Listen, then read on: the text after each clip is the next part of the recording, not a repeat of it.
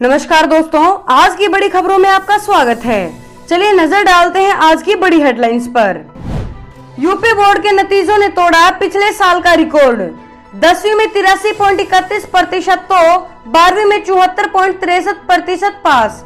बेटियों ने मारी बाजी। के बाद हम जानेंगे कि पीएनबी बैंक अलर्ट, बैंक ने सभी ग्राहकों को दी चेतावनी, भूल कर भी न करे ये गलती वरना खाली हो सकता है खाता।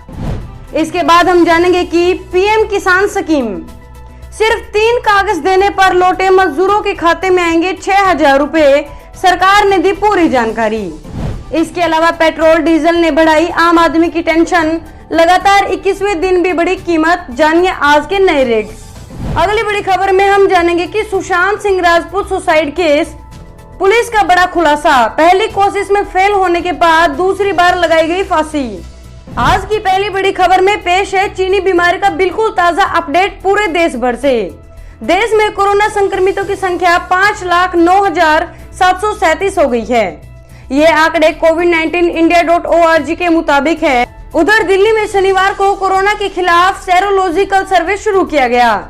इसके तहत 20,000 सैंपल दिए जाएंगे। सेरोलॉजिकल एक एंटीबॉडी टेस्ट है। इसे यह पता चलता है कि वायरस कितना फैल हुआ है।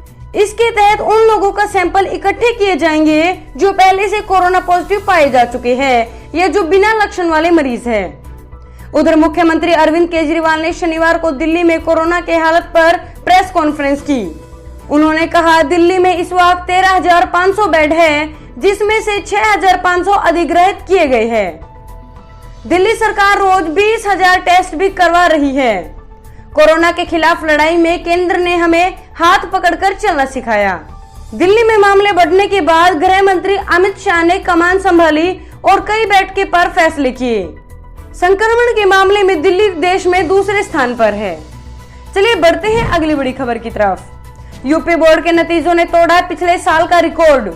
10वीं में 83.31% तो 12वीं में 74.6% पास। बेटियों ने मारी बाजी। UP board result 2020 Uttar Pradesh माध्यमिक शिक्षा परिषद ने 92 लाख से ज्यादा स्टूडेंट्स का इंतजार खत्म करते हुए 10वीं और 12वीं कक्षा के परिणाम घोषित कर दिए गए हैं। 10वीं में इस साल 83.31% बच्चों ने सफलता हासिल की है। वहीं 12वीं में 74.6% बच्चों ने परचम लहराया। वहीं यूपी बोर्ड की 10वीं के टॉपर बागपत की रिया जैन रही, जिन्होंने 96.67% अंक हासिल किए। चलिए जानते हैं अगली बड़ी खबर। पीएनबी अलर्ट, बैंक ने सभी ग्राहकों को दी चेतावनी, भूलकर भी न करे ये गलती वरना खाली हो सकता है आपका खाता। कोरोना वायरस महामारी और लॉकडाउन के बीच देश के दूसरे सबसे बड़े बैंक पीएनबी ने अपने करोड़ों ग्राहकों को बहुत जल्द एक साइबर अटैक को लेकर चेतावनी दी है। पीएनबी ने अलर्ट करते हुए बताया है कि अगर ग्राहकों ने ध्यान नहीं दिया तो बैंक में रखे पैसे गायब हो सकते हैं। पीएनबी ने सोशल मीडिया पर पोस्ट और व्यक्तिगत संदेश के जरिए कई शहरों के ग्राहकों को फर्जी ईमेल से बचने की सलाह दी है। इससे पहले भारत सरकार ने भी एडवाइजरी जारी कर बड़े साइबर अटैक की आशंका जताते हुए आम लोगों और संस्थानों को चेताया था। एक मैसेज खाली कर सकता है खाता। पीएनबी ने ट्वीट और वेबसाइट पर अपने ग्राहकों से कहा है कि हमारी जानकारी में आया है कि देश के कई शहरों में बड़ा साइबर हमला होने वाला है। बात करेंगे आज की अगली बड़ी खबर की। पीएम किसान स्कीम, सिर्फ ये 3 कागज देने पर घर लौटे मजदूरों के खाते में आएंगे 6,000 रुपए, सरकार ने दी पूरी जानकारी। देश के करीब 10 करोड़ किसानों के लिए बड़ा सहारा बनी प्रधानमंत्री किसान सम्मान निधि स्कीम का फायदा अब प्रवासी मजदूर भी उठा सकेंगे। केंद्रीय कृषि राज्य मंत्री कैलाश चौधरी ने इससे जुड़ी जानकारी दी है। उन्होंने बताया है कि मजदूरों को सिर्फ 3 डॉक्यूमेंट यानी खेती की जमीन से जुड़े दस्तावेज, बैंक खाता नंबर और आधार कार्ड देना होगा। शर्तें पूरी करने वाले मजदूर रजिस्ट्रेशन करवाए, सरकार पैसा देने को तैयार है। चलिए जानते हैं अगली बड़ी खबर। फेयर एंड लवली के बाद अब लॉरियल हटाएगी फेयर शब्द। इमामी भी फेयर एंड हैंडसम पर जल्द हो सकती है फैसला। ब्यूटी प्रोडक्ट बनाने वाली फ्रांस की कंपनी लॉरियल ग्रुप ने शुक्रवार को कहा है कि वह त्वचा के रखरखाव से संबंधित अपने प्रोडक्ट से काले, गोरे और हल्के जैसे शब्दों को हटाएगी। इससे पहले यूनिलीवर ने भी इसी तरह की घोषणा की थी और कहा था कि वह अपने लोकप्रिय ब्रांड फेयर एंड लवली से फेयर शब्द को हटाएगी।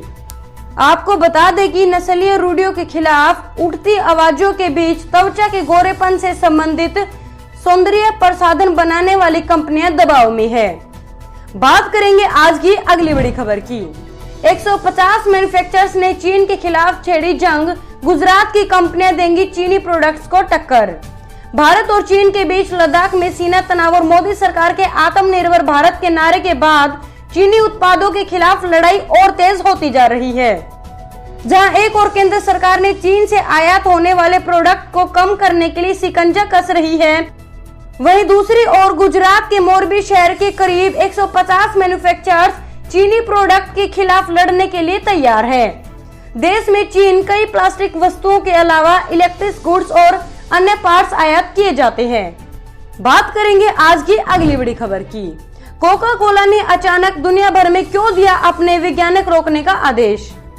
दुनिया की पहली एफएमसीजी कंपनियों में शुमार कोका कोला ने बड़ा फैसला लेते हुए अगले 30 दिन तक सोशल मीडिया प्लेटफॉर्म पर अपने सभी विज्ञापनों के भुगतान को रोक दिया है। मीडिया रिपोर्ट्स के मुताबिक पूरे विश्व में रंग भेद के खिलाफ चल रहे अभियान के चलते कंपनी ने ये फैसला लिया है।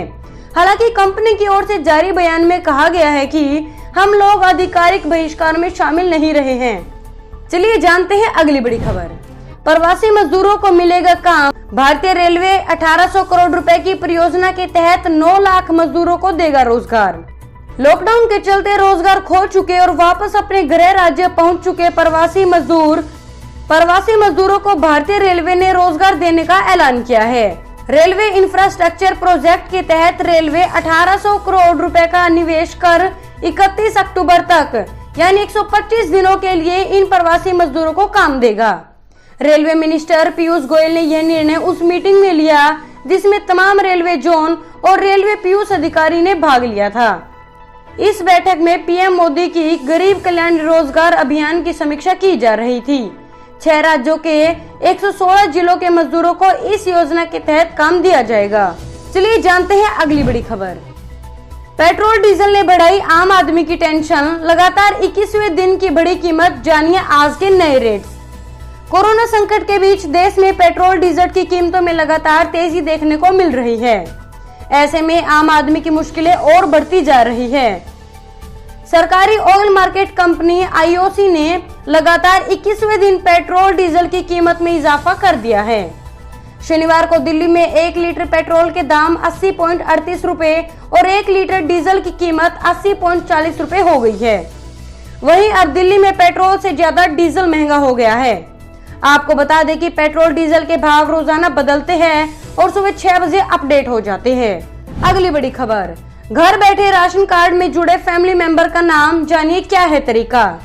गरीबी रेखा के नीचे जीवन यापन करने वाले लोगों के लिए राशन कार्ड एक बेहद ही महत्वपूर्ण डॉक्यूमेंट है, खासकर एक ऐसे समय में जब लॉकडाउन की वजह से केंद्र सरकार बड़े स्तर पर इन कार्ड्स के जरिए अनाज वितरण का काम कर रही है ताकि कोई भी गरीब भूखा न रहे। इसके अलावा भी कई सरकारी योजनाओं में राशन कार्ड होना अनिवार्य है। ऐसे में जरूरी है कि महत्वपूर्ण डॉक्यूमेंट हमेशा अपडेट रहे ताकि सरकारी योजनाओं का लाभ लिया जा सके।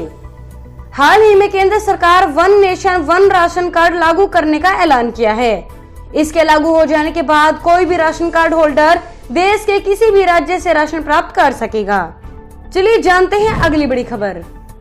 आवेदन के बावजूद 12 लाख किसानों को इसलिए नहीं मिलेंगे पीएम किसान सम्मान निधि स्कीम के 6,000 रुपए।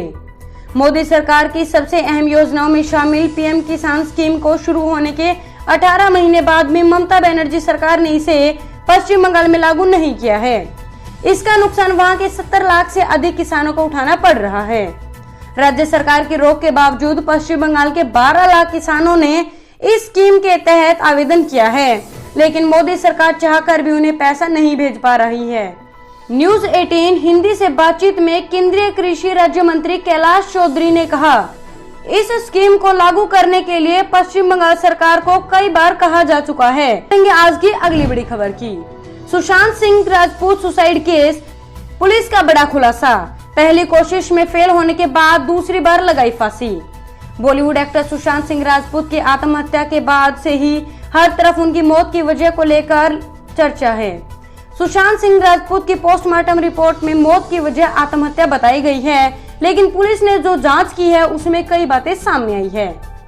सूत्रों के मुताबिक सुशांत सिंह राजपूत ने जिस कैमरे में फांसी लगाकर आत्महत्या की थी, वहां पर जमीन पर बाथरोब के टुकड़े मिले हैं।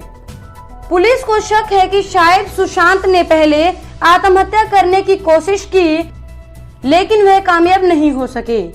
पुलिस को शक है कि सुशांत ने पहले बाथरूम में मौजूद अपने बाथरोब को फंदे के तौर पर इस्तेमाल किया था, लेकिन वो टूट गया। इस तरह सुशांत पहली बार आत्महत्या करने में नाकामयाब हो सके थे। दोस्तों, इस वीडियो को लेकर आपका क्या कहना है, हमें कमेंट करके जरूर बताइए। वीडियो को लाइक करें और चैनल को सब्सक्राइब करके घंटी के बटन को दबाएं। साथ ही साथ अपने दोस्तों के साथ इस वीडियो को ज्यादा से ज्यादा शेयर करें।